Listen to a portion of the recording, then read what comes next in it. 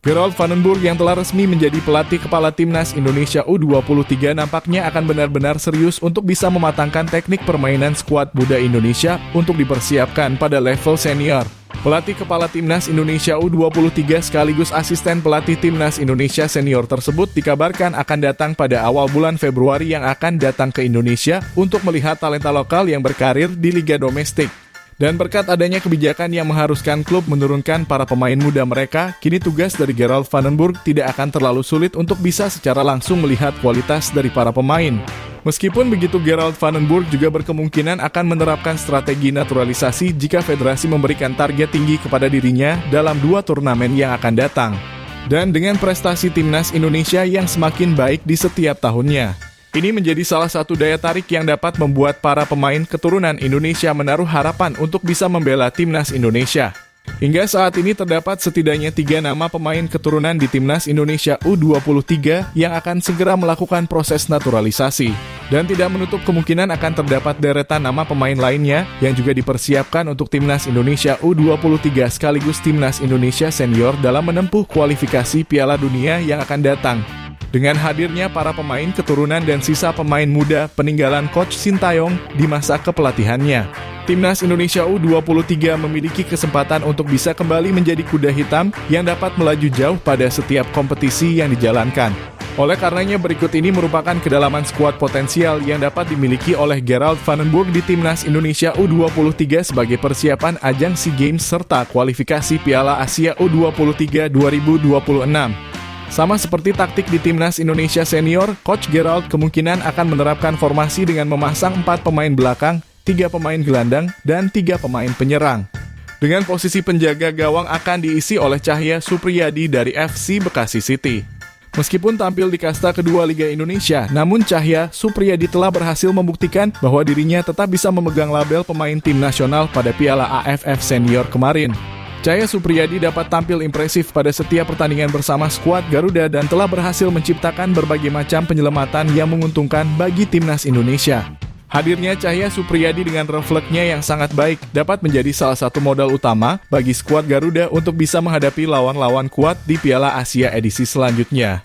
Dan tentu saja dirinya hingga saat ini belum dapat tergeser mengingat belum terdapat pemain keturunan yang memiliki minat untuk bergabung bersama skuad Garuda. Sementara untuk opsi pengganti dari Cahya Supriyadi, nama Dava Fasya dapat masuk ke dalam pertimbangan yang diambil oleh tim pelatih. Meskipun begitu, tentu Dava Fasya harus dapat meningkatkan kualitasnya sebab dirinya tidak memiliki jam terbang lebih di level klub yang membuat permainannya sangatlah buruk ketika mendapatkan kesempatan bermain di Piala AFF yang lalu. Namun tentu saja jika sang pemain berhasil meningkatkan kualitasnya, dirinya dapat menjadi sosok penjaga gawang ideal bagi skuad Garuda. Selanjutnya pada opsi 2 pemain belakang, Coach Gerald akan menggunakan jasa dari Justin Hubner dan juga Elkan Bagot sebagai salah satu nama pemain kokoh yang sudah langganan di timnas Indonesia senior. Justin Hubner merupakan sosok pemain yang memiliki naluri ofensif dan dapat menjadi keuntungan bagi timnas Indonesia ketika menghadapi situasi serangan balik cepat.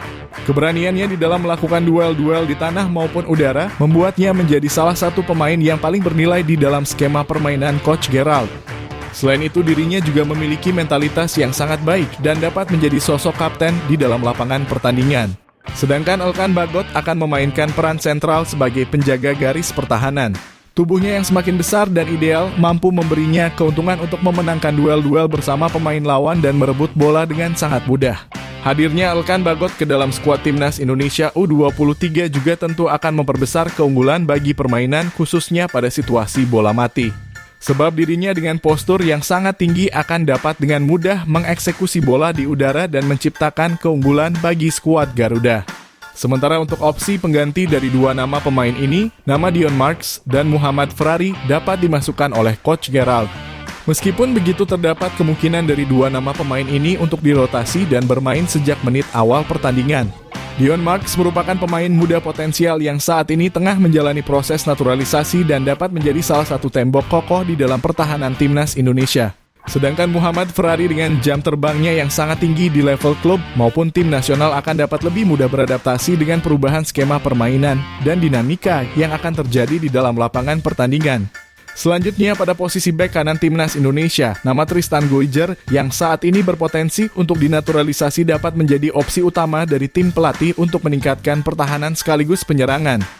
Dengan gaya permainan ofensif yang dirinya miliki, timnas Indonesia dapat bermain dengan lebih leluasa di sektor sayap dan menciptakan peluang melalui umpan silang maupun kombinasi 1-2 antara pemain sayap dan gelandang serang. Hadirnya Tristan di dalam skuad tentu akan secara signifikan menaikkan level permainan dari para pemain di dalam lapangan.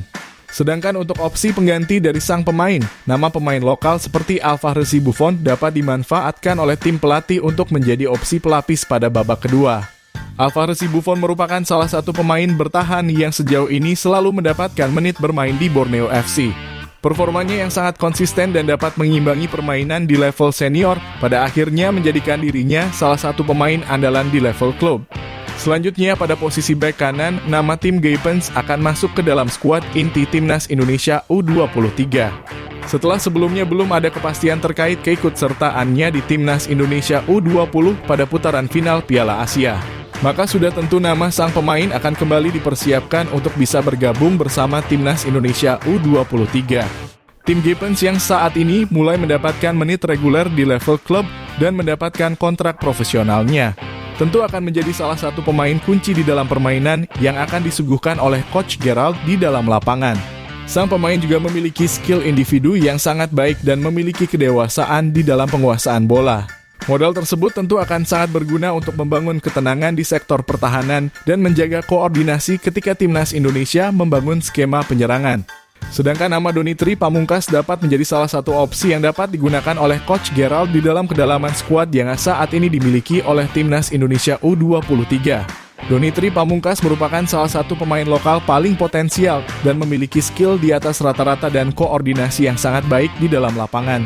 Dirinya bahkan kini menjadi kapten utama dari timnas Indonesia U20 dan juga telah mendapatkan jam terbang bersama timnas Indonesia senior di Piala AFF kemarin. Kemampuannya di dalam mengolah penguasaan bola dan mengirimkannya langsung ke kotak penalti menjadi nilai tambah yang dapat diberikan untuk efektivitas serangan dari timnas Indonesia. Selanjutnya pada opsi pemain gelandang, Coach Gerald akan menggunakan nama pemain berkualitas seperti dengan memasang nama Wilber Jardim, Ivar Jenner, dan juga Marcelino Ferdinand. Wilber Jardim yang saat ini menjadi salah satu pemain andalan dari Sao Paulo pastinya mendapatkan perhatian khusus dari Coach Gerald yang juga memiliki skill individu di atas rata-rata. Bahkan kemungkinan besar Coach Gerald benar-benar akan memoles potensi dari Wilber untuk bisa menjadi investasi jangka panjang bagi skuad Garuda.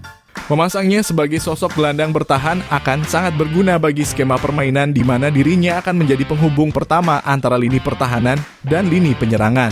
Sementara Ivar Jenner pastinya akan memainkan peran sentral di tengah lapangan sebagai sosok jenderal yang bertanggung jawab pada distribusi bola. Ivar yang juga merupakan sosok pemain kunci di timnas Indonesia senior pastinya akan memberikan dampak yang signifikan pada level permainan yang ditunjukkan oleh timnas Indonesia U23. Terlebih pada Piala Asia U23 yang lalu, Ivar dapat mencetak 2 gol yang sangat mengagumkan dan menjadi salah satu pemain paling berdampak di dalam pertandingan. Dan Marcelino Ferdinand sudah tentu akan kembali memainkan peran bebasnya sebagai sosok gelandang serang yang dapat mengeksplorasi seluruh sektor penyerangan.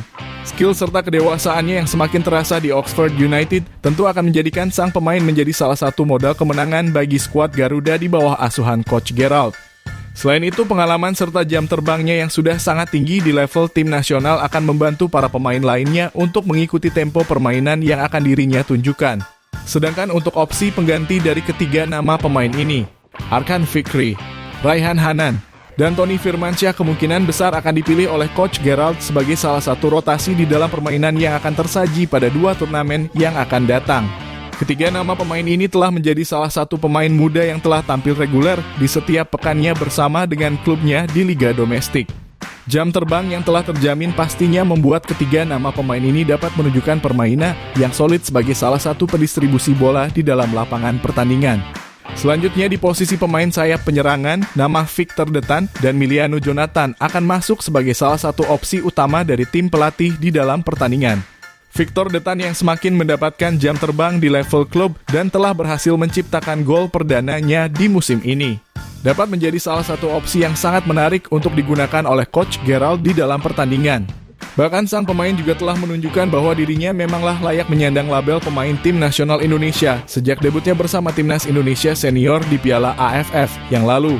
Sang pemain dapat menjadi salah satu pemain yang menciptakan peluang di setiap pertandingan dan dapat tampil efektif melalui skill individunya maupun kerjasama dengan rekan setimnya. Memasukkan nama Victor Detan ke dalam skuad inti timnas Indonesia pastinya akan sangat berdampak positif dalam menjaga level permainan di dalam lapangan. Sementara Emiliano Jonathan yang saat ini masih eligible untuk masuk ke golongan umur U23 tentu akan menjadi salah satu opsi yang sangat berdampak positif bagi sektor penyerangan timnas Indonesia. Emiliano merupakan salah satu nama pemain paling produktif di level klub dan membuatnya berhasil dilirik oleh FC Utrecht dan bermain reguler di setiap pekannya. Mendapatkan Emiliano untuk bermain bersama skuad Garuda tentu saja akan menjadi tambahan amunisi yang sangat baik dan dapat meningkatkan produktivitas gol bagi skuad Garuda di setiap pertandingan. Sedangkan untuk opsi pengganti dari dua nama pemain ini, nama Rafael Struijk dan juga Hoki Caraka kemungkinan besar akan dipilih sebagai pemain yang akan masuk pada awal babak kedua. Rafael Struijk yang saat ini belum mendapatkan tempat utama di level klub tentu saja akan berdampak pada posisinya di timnas Indonesia pada kursi kepelatihan terbaru.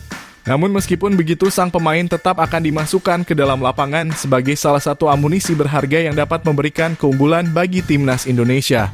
Staminanya yang tidak pernah habis tentu akan membuat sang pemain semakin agresif jika dimasukkan pada awal atau pertengahan babak kedua. Selain itu, dirinya juga memiliki tendangan lengkung yang dapat dimanfaatkan untuk bisa menciptakan keunggulan di dalam pertandingan. Sedangkan Hoki Caraka dengan jam terbang dan pengalamannya yang juga sangat tinggi di level klub dan tim nasional dapat dipertimbangkan oleh tim pelatih untuk dimasukkan ke dalam pemain pengganti di babak kedua. Tentu saja Hoki Caraka juga harus kembali membuktikan terlebih dahulu di level klub kualitas yang dirinya miliki untuk bisa mendapatkan kepercayaan dari Coach Gerald bersama timnas Indonesia U23. Sebab tentu saja Hoki Caraka memiliki potensi yang sangat tinggi sebagai pemain tajam sebagaimana yang dirinya tunjukkan pada masa akademi. Dan yang terakhir pada posisi ujung tombak timnas Indonesia, nama Mauro Zylstra akan masuk sebagai pilihan utama dari Coach Gerald di dalam setiap pertandingan.